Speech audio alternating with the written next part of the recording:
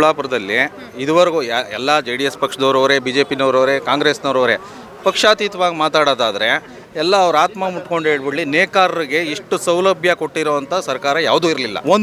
ಇನ್ನೊಂದು 10 HP ವರೆಗೂ current ಫ್ರೀಯಾಗಿ ಕೊಟ್ಟಿರೋವಂಥ ಸಿದ್ದರಾಮಯ್ಯನವ್ರಿಗೆ ದೊಡ್ಡಬಳ್ಳಾಪುರದ ಎಲ್ಲ ನೇಕಾರರು ಚಿರಋಣಿಯಾಗೇ ಇರಬೇಕು. ಯಾಕೆಂದರೆ ಯಾರೂ ಆ ಕೆಲಸ ಮಾಡಿರಲಿಲ್ಲ.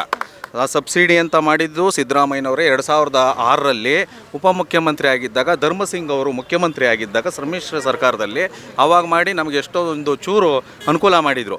ಈಗ 10 HP ಅವ್ರಿಗೂ ಕರೆಂಟ್ ಕೊಟ್ಬಿಟ್ಟು ಒಬ್ಬ ಮಧ್ಯಮ ವರ್ಗದ ನೇಕಾರ ಇರ್ಬೋದು, ಕೆಳವರ್ಗದ ನೇಕಾರ ಇರ್ಬೋದು, ಕಡಿಮೆ ಅಂದರೂ 5,000 ಉಳಿತಾ ಇದೆ ಅವರಿಗೆ.